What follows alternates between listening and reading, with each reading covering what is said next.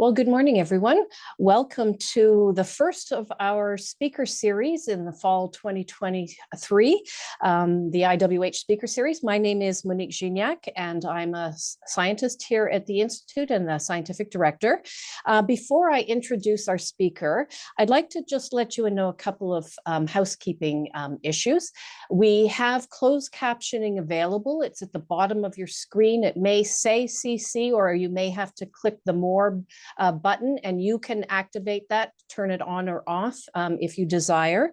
And also, we are really welcoming your questions and your comments. We'll handle all of those at the end of the presentation. So if you do have any question or comment, please type it in the Q&A box at the bottom of your screen. And then I will try to get through as many of the questions that we can, and I hope you will have something to ask Lynda. And we will answer them, as I said, at the end. So let me just introduce our speaker today. I'm delighted to welcome Dr. Lynda Robson, who is a scientist here at the Institute for Work and Health. Her research interests include using both quantitative and qualitative methods to study occupational health and safety management, organizational change in OHS, and the evaluation of prevention programs, especially OHS training programs. And that's what she's going to talk about today. You can see her talk titled Differing Effects of In-Person and Online Methods of Delivering JHSC Certification Part 1 Training. So over to you, Lynda. Thank you, Monique, and good morning, everyone. I'm going to be telling you about a study of Joint Health and Safety Committee certification training, which is a type of occupational health and safety training. And in this study, we've been able to compare 3 different training delivery methods in terms of their effectiveness. And what you're going to find is that in some ways, the effects were very similar, and in other ways, they were not. So it's not a simple story. So come along on this journey with me. I'd first like to acknowledge the many individuals involved in carrying out this study, both inside the Institute and inside the 3 training organizations we collaborated with. I'd also like to acknowledge the core funding that the Institute receives from the Ministry of Labor, Immigration, Training, and Skills Development, but note that we have an arm's length relationship with the ministry. We're not part of the government. The format of the presentation will be pretty classic, and we'll have about 25 minutes left at the end for questions. So let's start with why we did this study. As you know, there's been an ongoing shift from traditional in-person, face-to-face instruction to online methods of instruction. And this change happened in health and safety training, just like in other types of training, and it was accelerated due to the pandemic. So now that we're at the end of the pandemic, we need to examine possible differences in these trainings. There are concerns remaining about differences in training effectiveness. We started grappling with this question back in 2020 when we initiated a review of the research literature. We were able to synthesize information or research from multiple studies that compared face-to-face learning with synchronous instructor-led distance learning. And we considered all types of occupationally related training. And the finding was that knowledge achievement was similar. However, these studies were mostly based on doctors, nurses, and students in those professions. And so there seemed to be a real research gap in terms of other types of adult learners, and also in the area of health and safety training specifically. So we saw an opportunity to contribute to the research literature and hopefully provide some useful information for the health and safety system in Ontario as well. We collaborated with 3 health and safety associations, which are also core funded by the ministry. You'll note that they deliver training, also consultation and education but they deliver training in a variety of different industrial sectors. So by working with these organizations, we could be assured of having a diversity of learners. And furthermore, by studying Joint Health and Safety Committee certification training, which attracts both workers and managers, we could be further assured of having a diversity of learners. So as mentioned, we compared 3 types of training: traditional instructor-led, in-person, face-to-face learning, where the part 1 training is delivered over 3 days, usually consecutively. Secondly, instructor-led synchronous online learning, which I'm going to call distance learning, similarly delivered over 3 consecutive days, usually. And then finally, self-paced, learner-directed online e-learning modules. So I'll be calling that e-learning. And the e-learning is designed to be delivered over a 13-hour period that one can break up in any way that they wish. So in terms of what this training is about, I think it's important to share the context for folks that aren't familiar with this particular training and where it fits into the wider world. Joint Health and Safety Committees are advisory structures required in Ontario workplaces with 20 or more employees. They consist of both employer representatives and worker representatives. And together they are to improve health and safety in the workplace, ensure that the workplace is healthy and safe for workers. One employer representative and one worker representative at least needs to be certified, which means they go through this 2-part training. As you can see, there can be quite a length of time between the 2 trainings. Sometimes people take the part 2 immediately afterwards. So we focused on part 1 training, which delivers fundamental knowledge about occupational health and safety in the province, introduces the Occupational Health and Safety Act, rights and responsibilities of different workplace parties.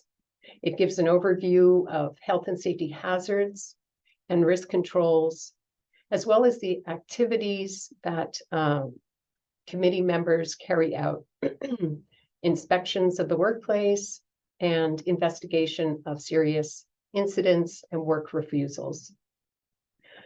Part 2 training, as you can see, takes this fundamental knowledge and goes even further in the application to the workplace. Individuals consider their own workplaces with respect to its hazards and propose risk controls, creating an action plan and creating recommendations for employers. One more thing to let you know about the training is that there is a provincial standard for this training, which meant that across those 3 modalities, we had standardized learning outcomes. And you should know that training organizations are required to use adult learning principles and ensure a high degree of learner-instructor and learner e-learning interaction. And we did carry out some observations and confirmed that the training we were studying conformed to this standard. We didn't do a formal audit, but we did use many observations. Let me turn to the 4 research questions that we asked. First, how do the 3 training modalities differ in post-training knowledge achievement among the workers going through the training? Second, which other factors are associated with post-training knowledge achievement? Third, how do the training modalities differ in other training outcomes among the workers? So you'll see in blue 5 other outcomes that we measured. And we chose these measures because research had shown that they were correlated with the actual transfer of learning to the workplace. which we were not in a good position to measure because of part 2 training coming on the heels of part 1 training at different lengths of time. So we didn't measure transfer of learning to the workplace, which would be an ideal design, but we did include intention to use learning, which is considered a proxy for actual transfer in research. We also included engagement during training. This asks how engaging was the training, and so it's a reflection of the experience during the training. We also asked about perceived utility, how useful was the learning, and self-confidence. Perceived applicability was an alternate form of this same concept, perceived utility.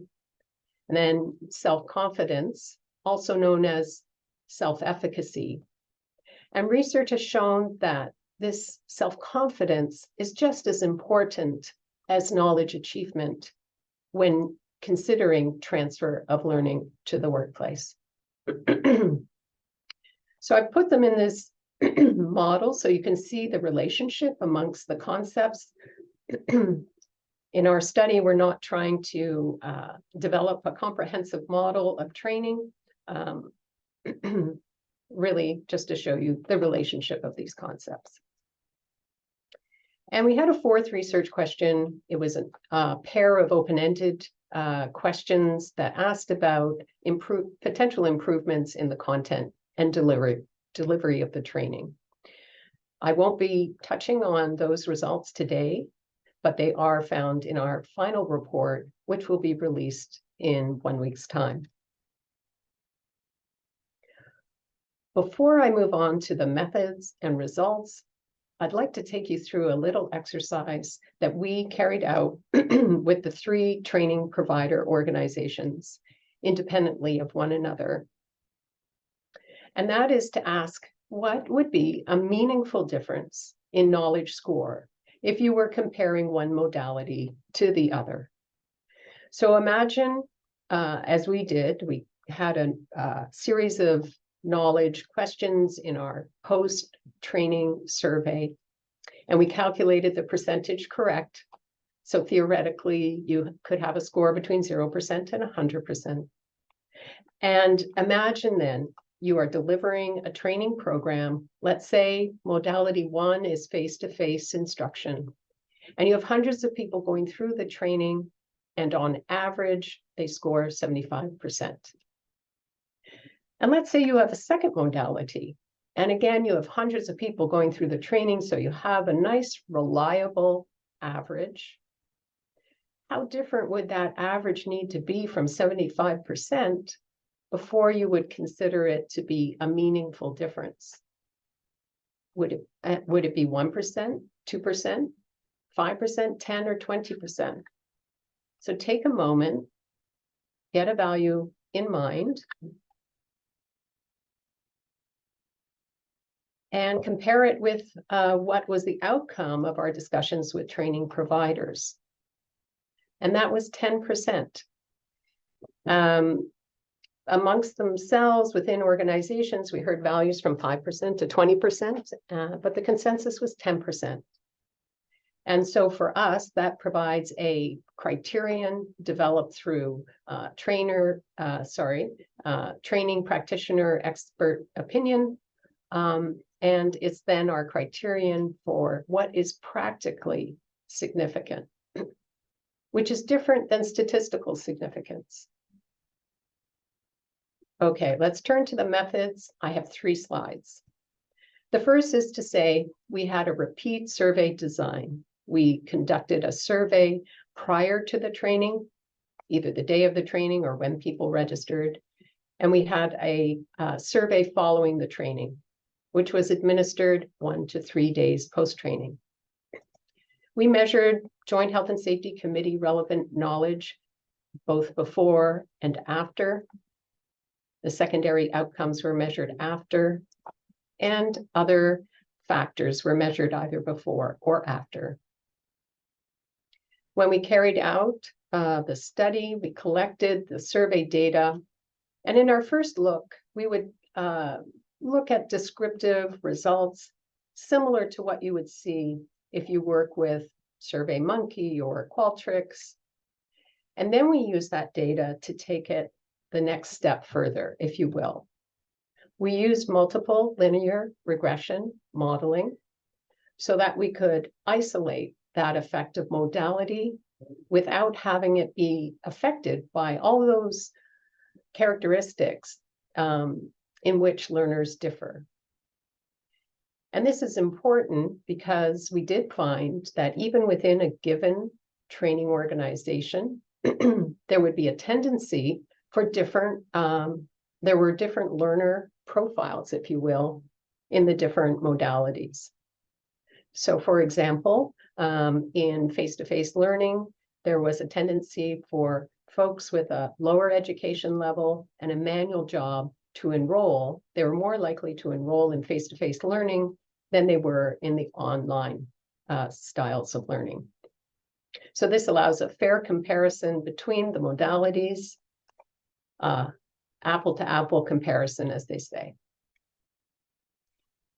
And the last slide about methods is how we approached the analysis given the distribution of modalities across HSAs. We carried out some regression analyses comparing face-to-face to distance learning and other analyses carrying out e-learning to distance learning.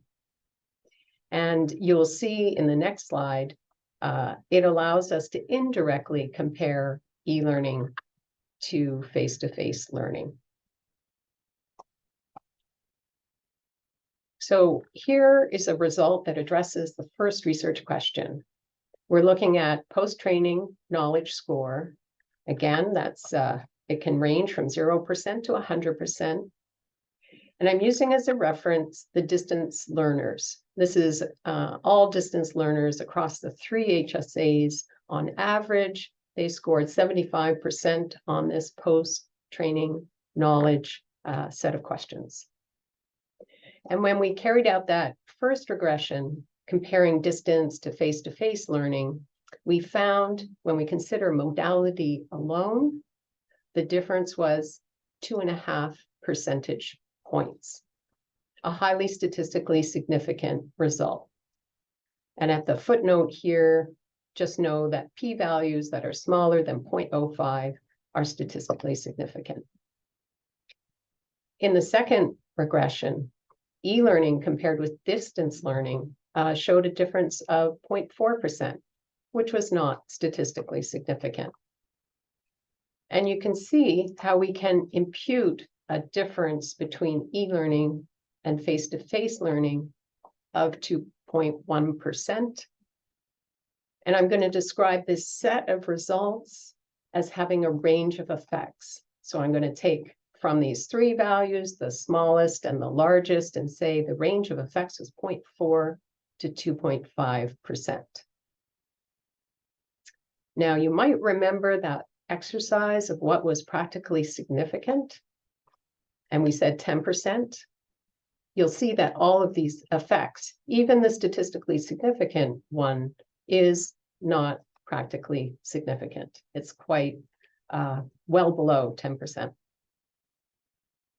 Okay, let's turn to the second research question, which asked about other factors affecting post-training knowledge. And this is assessed after adjusting for all other variables in the model, accounting for modality and everything else listed here. And so of the 9 variables or represented in our final models, 3 were found to not be statistically significant. They're listed at the bottom here: age, gender, and English as a first language. Turning to the ones that were found to be significant, we found that associated with a increased score in final post-training knowledge were higher education, having a non-manual job rather than a manual job, having a longer tenure on the committee, and if you had higher knowledge going in, although it was a small effect.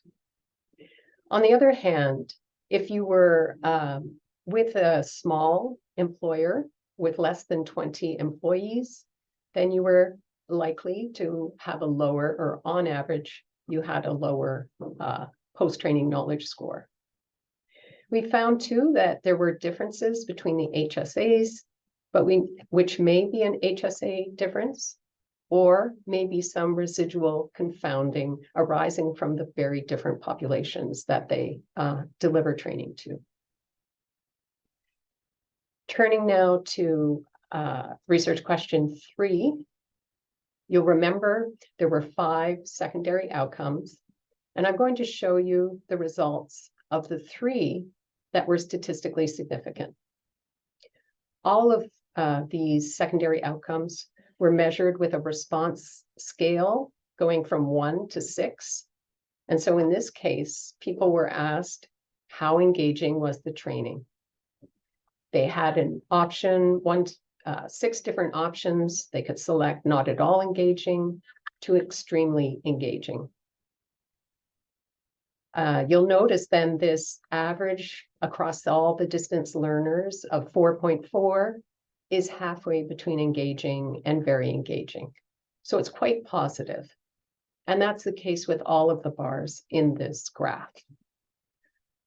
However, when we look at the differences between the bars and express them as a percent of theoretical range, we see much larger effects than we did with the knowledge measure. Here, it's 10 to 22%. And where am I getting that? Well, if you take this, for example, 0.5 difference and divide it by the number of increments of this scale, 5, I get 10%. Turning now to the second of the 3 statistically significant secondary outcomes, perceived utility. Again, all quite positive, right? Around very useful. Differences are more modest here, and expressed as a percent of theoretical range, we have 4 to 10%. And similarly with post-training confidence, where the range is between confident and very confident, and as a percent, 4 to 8% of the theoretical range. So why am I converting everything to a percent of theoretical range? And so we can put them all on one picture and take a bird's eye view of the findings that I have shared with you. So we have our primary outcome. We have the 3 secondary outcomes that were statistically significant. And I'm going to include the 2 that were not significant. They were smaller, which is why they weren't significant. And for those of you who are accustomed to working with effect size or Cohen's d or standardized mean differences, you get a similar picture as when we're using percent of theoretical range, in that there's medium to large effects seen with engagement and small effects for knowledge achievement and intention to use learning. So that's an aside. Going back to the main storyline, as you look at this picture and you move from left to right, you can see that there's a tendency for values to get smaller, right? From 10 to 22% to 1 to 5%. And so we would call this, so this is a reasonable picture. This is what we expect in a causal model when you move from left to right. We would call it attenuation of this large effect that you see on the left-hand side, found in engagement, because of other factors influencing these other variables. There's an attenuation of effect. With regards to this intention to use learning, we also wonder whether there is some attenuation because of the context. These folks have all agreed to be certified members. They've agreed to undergo the 2-part training, and obviously with the intention of using that learning. So that is just a hypothesis. Let me now move to the wrapping up and moving towards the conclusions. I just want to remind you of some of the strengths of this study, in that we had a course standardized across modalities by having the same learning objectives. We had a diverse learner population, and our analysis accounted for differences across modalities in the learner characteristics. And I can tell you from reviewing the research, that's often not done. In terms of limitations, our intention to use measure, as mentioned, might not have been as sensitive as it could be in other contexts. And there's some limitation to the scope of the outcome measures. We thought we did better by not just including satisfaction and knowledge, but we know we did not have a longer term follow-up, as we have done in some other research, but we didn't do here because of the constraints. It would have been nice to be measuring knowledge retention and transfer of learning to the workplace. And something ideally too, we would have done immediately post-training, was to measure skill. Although arguably a lot of part 1 training is designed to share facts and concepts, it also spends quite a bit of time on developing the skill of accessing information from the Occupational Health and Safety Act, either through a paper copy book or the internet version. And so, given we did not have a measure of skill, and given the nature of the part 1 training, we think that the generalization of our findings should be limited to training that's designed primarily for acquiring new knowledge. So to conclude, the learners in all 3 training modalities were similar in their knowledge following certification part 1 training. This evidence indicates all modalities are appropriate for acquiring fundamental knowledge about joint health and safety committees. And it also suggests that other trainings designed to impart new knowledge would also be appropriate to use all 3 modalities. However, we did see modality differences in engagement, perceived utility, and self-confidence. There was a consistent pattern of levels being higher in face-to-face relative to distance, which was higher in turn compared with e-learning. So we feel that more research would be needed to understand whether all modalities would be appropriate for training aimed primarily at developing skills for application in a workplace context.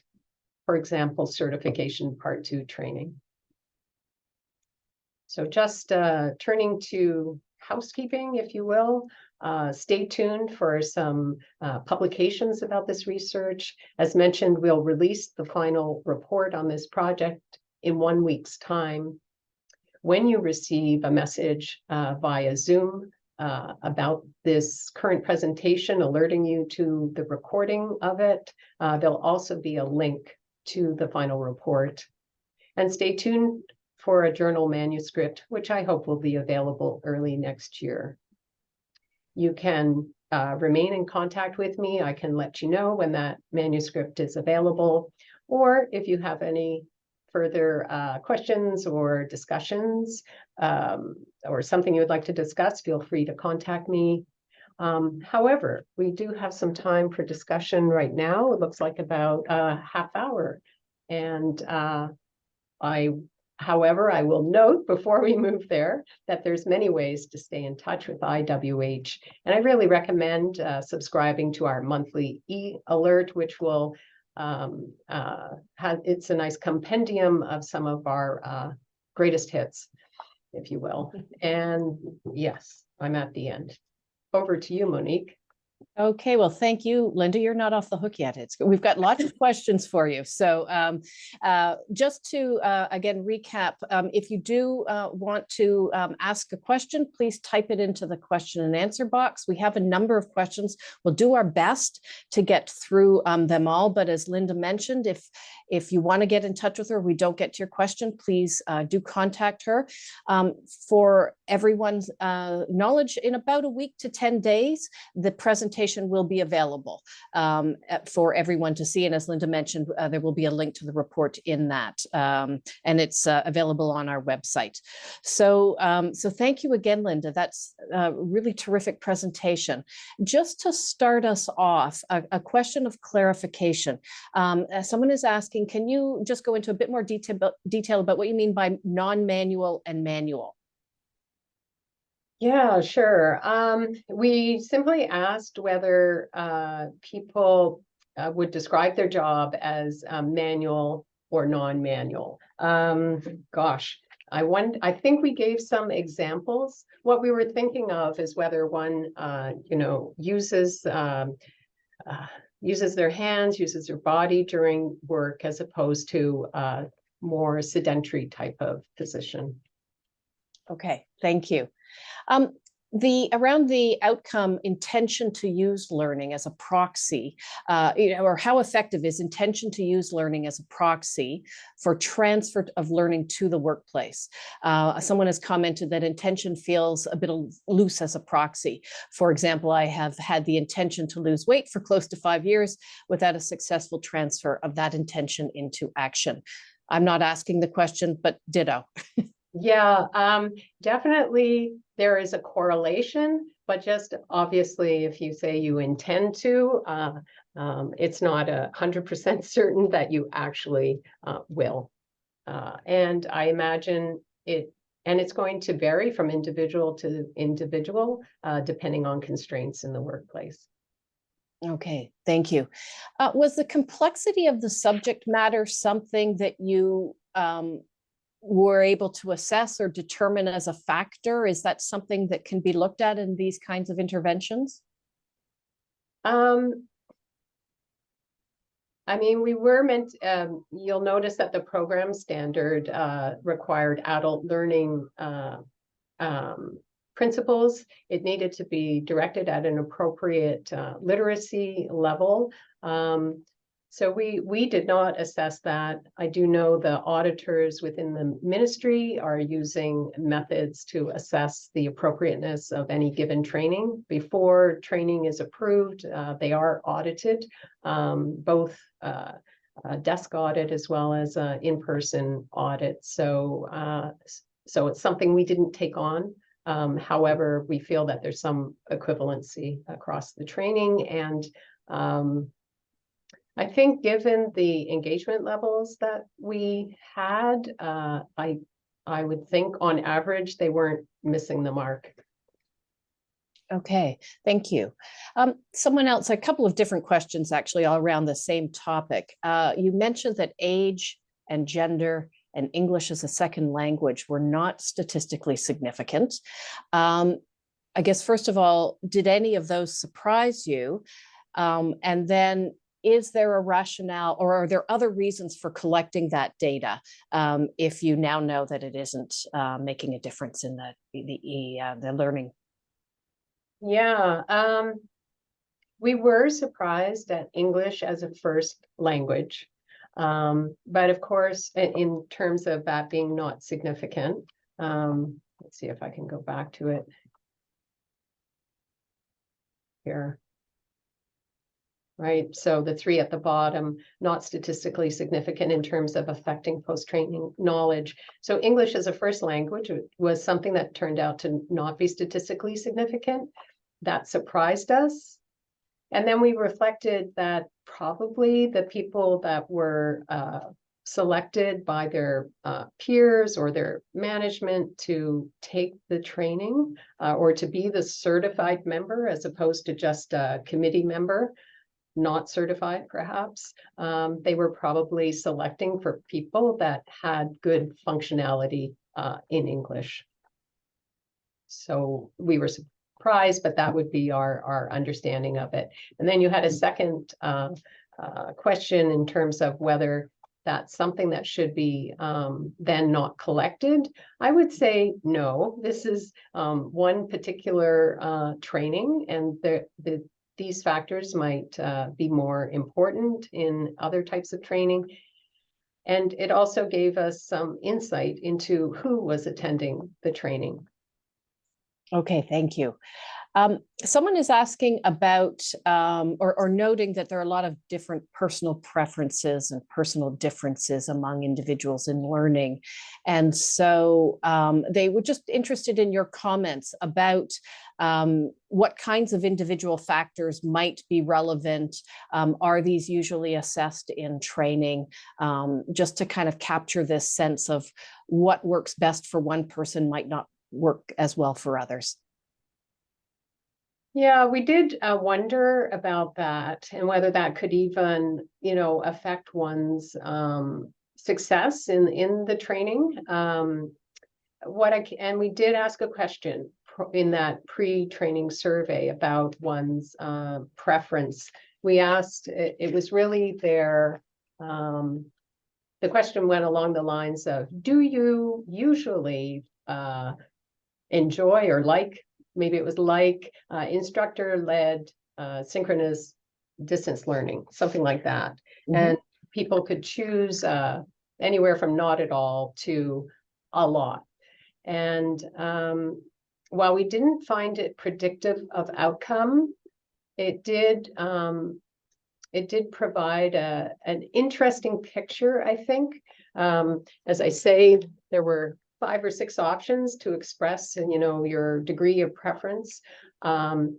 We found the strongest, often in questions like this, we'll look at the so-called top box, right? The strong preferences.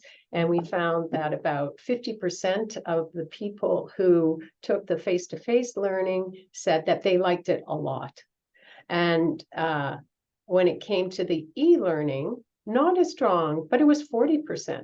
40% of people said they liked it a lot, even though, and most of them had done e-learning before. There was less than 10% that hadn't done, self-paced modules.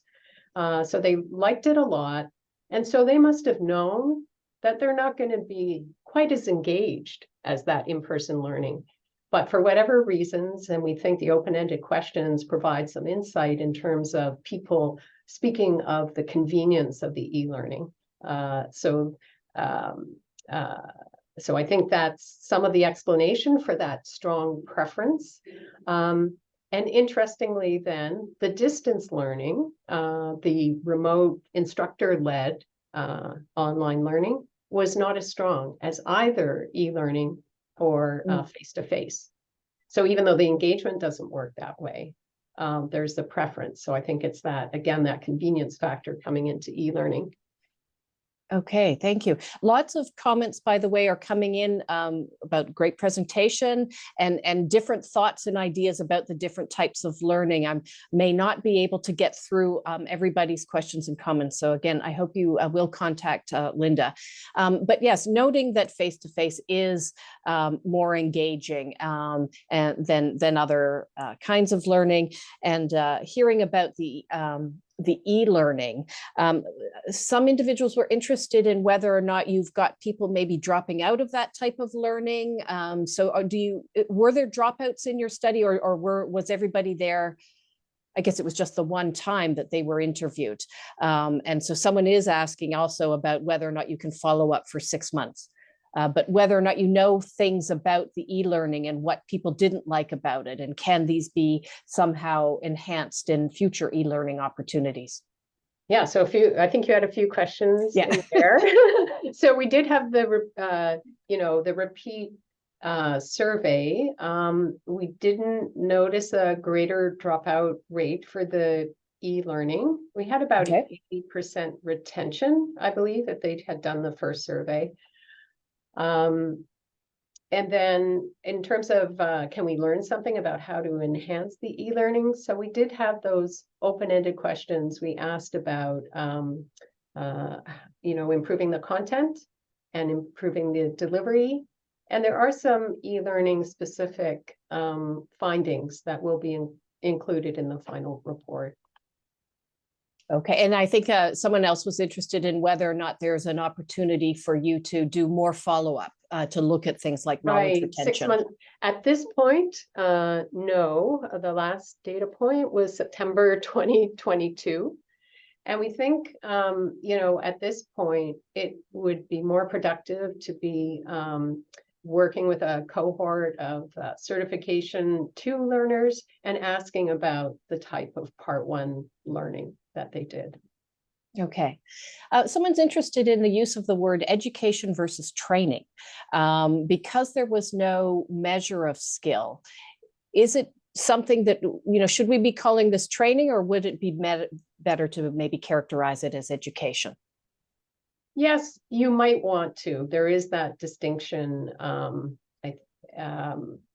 The general concept of education is something that we learn more of declarative knowledge, facts, concepts, whereas training we think of more skill-oriented. Definitely there's that distinction, but I will tell you, after working with the group of training specialists at NIOSH,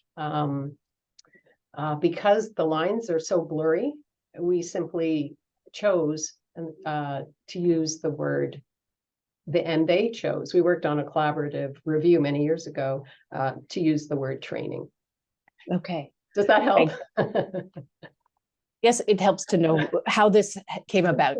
And so another question, you said you can't do sort of a full round of additional data collection, but someone wondering or suggesting it would be maybe helpful to see if maybe you could do some interviews with select people to just perhaps learn more about their experiences. And that same person would like to know if there are any results or findings that you found surprising.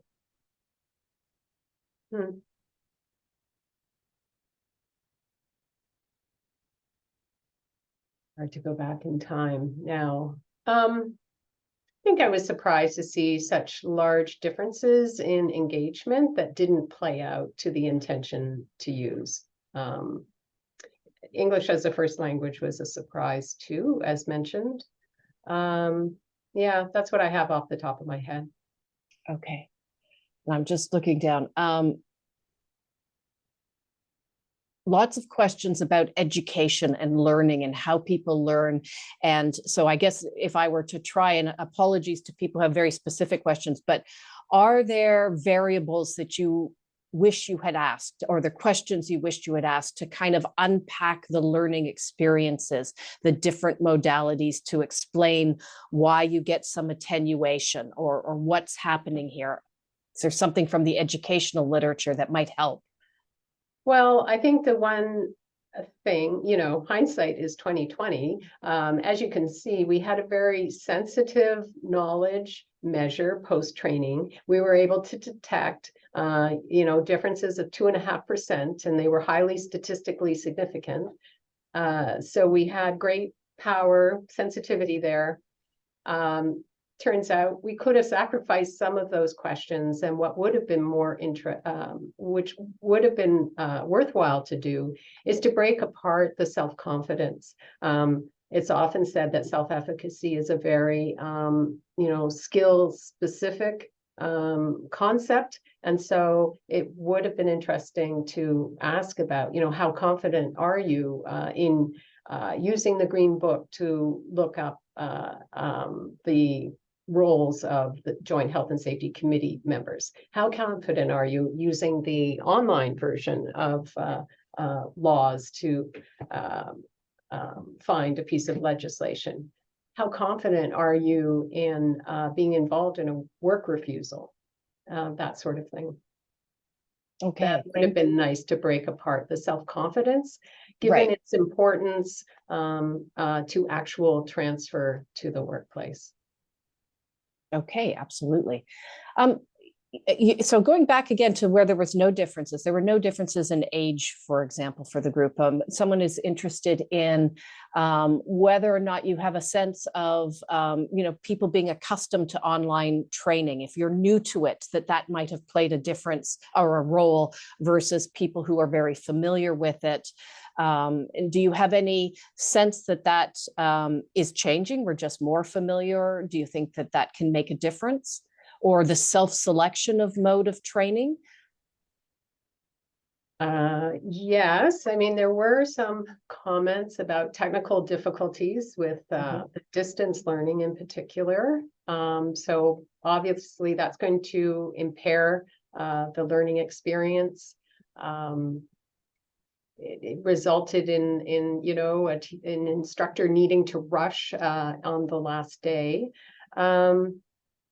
So, and I think we all know as individuals that navigating platforms, there is a learning curve, which could obviously affect knowledge. So we don't know the degree of prior experience. As mentioned, it was less than 10% who had not either done distance learning before or the e-learning. And so, and I do think there is something to be said for, self-selection, in the sense that for, a very busy person with a lot of home commitments, maybe e-learning is the right one for them because of its flexibility. Maybe it means in some situations you end up learning more simply because you are more I'm thinking now of just even being able to take a course that might make the difference. Yeah, so as I said, we didn't see any predictive value in the preference, on the other hand. Okay. But maybe if people had been forced into something that they didn't want to take, we could right. So that. yeah, so and that leads back to some questions about how the design of the study may have also played into, if they played into some results. We don't know, but if you self-selected which group someone was interested in, does that design actually then maybe play into some of the findings? Yeah, good point.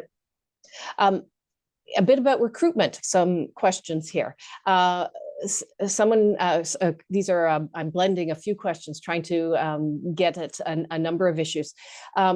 People are interested in how many individuals participated in total, and if you have some information about from each of the HSAs, whether or not you've got representation across there, and maybe something about your response rate in terms of going out and finding people, how many people turned you down, and so on. Can you talk a little bit about that? Yeah, sure. What is our... Oh, egg on my face. What is our final number? We had hundreds of individuals. Overall, there was what we're calling a participation rate of 28%. Recruitment varied. It depended on the HSA that we were working with, as well as the modality. Sometimes the approach was in a follow-up email following registration. In the e-learning, it was actually embedded in the e-learning. So just at the very front end, as they're entering the e-learning, there was a recruitment message. They could click on a link and go over to the survey. In person, in one case, was the pre-training survey was carried out in person, on paper, at the start of the training day. So a variety of recruitment methods, trying to fit in with the ongoing practices of the HSAs without disrupting their normal way of doing things too heavily. Okay, thank you. Just a couple more questions. There are actually a lot of questions, but a couple more questions around the recruitment and the sample. Did you have, or do you know if there were people with disabilities in the study? And do you have any data that demonstrates what the different outcomes might be for these groups? Would e-learning and distance learning and face-to-face with people with disabilities? Yeah, and I know that's a very big group. Yeah, and I'm sorry, we did not ask a question about any disability. And I do have the number of participants, 899. Okay, big sample. No, yes. And do you have any knowledge about how the different modalities have been used with people with disabilities? And I'm assuming here it could be physical disabilities, but also cognitive disabilities. No, I'm sorry, I don't. Okay. And did you ask anything about race? We did. Can you tell us? And have you looked at those data? We have. We wanted to be able to describe the participants. It was about 80% white participants and 20% non-white. We had, when we did the multiple regression analysis, we had a priori set of variables that we included. You see the final set here, right? Everything listed in the rows along the bottom, as well as modality. So that's what was in the final model.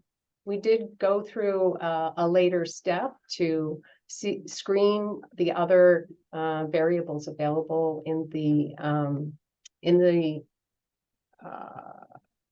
survey data, and did not find that race provided, I guess, additional explanatory, did not provide an additional explanatory, it could not explain more variance to a significant degree. And we were also considering correlation with other variables already in the model. Okay, thank you very much. Were there any electronic support materials that were used in the face-to-face learning, or were the materials themselves different in the different modalities? Yes, and the person who did those observations is better informed than I am. I know for sure that one thing that differed was in the form of the Occupational Health and Safety Act that was accessed. And so in e-learning, it was the internet version, face-to-face, and instructor-led have the actual green book.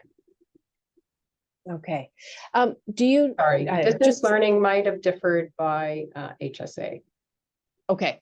Yeah. So someone was interested in whether or not in the future you have plans to be able to repeat some of this kind of research to use other HSAs, particularly in the North, where you now have also issues around getting to face-to-face learning, and what your plans are.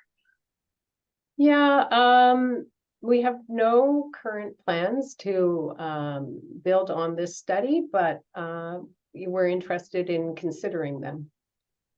Okay. And do you know what the average time it took people to complete the e-learning? Someone is wondering if the length of the training delivery might make a difference, since face-to-face and distance was 3 consecutive dates versus the e-learning, which was much more self-paced and you had a month to complete. Could that play a role, or did you hear about that? Yeah, we did look at time lag. We didn't find it changed the results. We did find that people tended to complete the training within the first few days. But okay. So that was the bulk of people, and then it just trailed off. So definitely there's some people taking a month as well. And you said earlier, sorry, because we've had some interest in the sort of the dropouts, that most people actually did all of it. You had over 80% of people remained throughout the study. So that's unlikely to be explaining differences in the modalities. That correct. Okay. I'm just looking through, just a reminder to people that, again, the presentation will be available and that you will have a report that will also be available. I guess someone is asking about standardized tools. So to what extent did you have to develop the measures yourself versus use other measures that were used in other studies?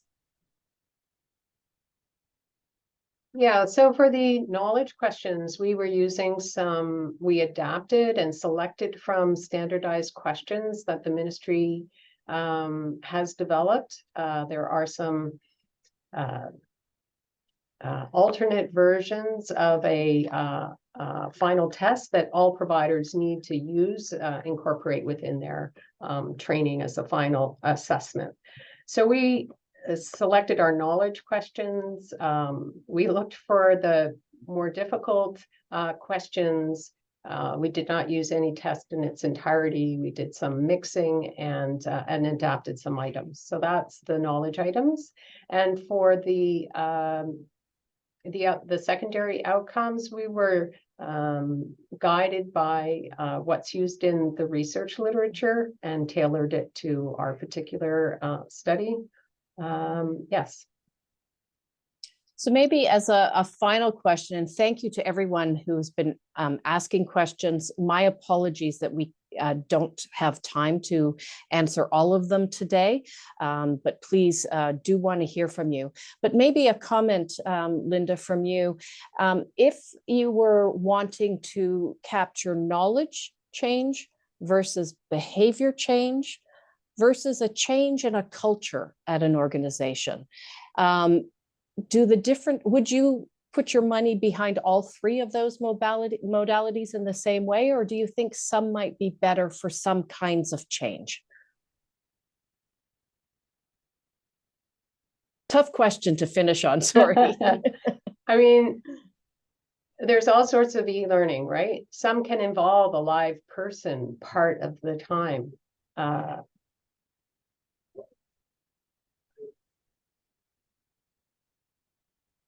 So I think I'm going to say it depends. Sorry. Or more research needs to be done. But anyway, I just am aware of the time.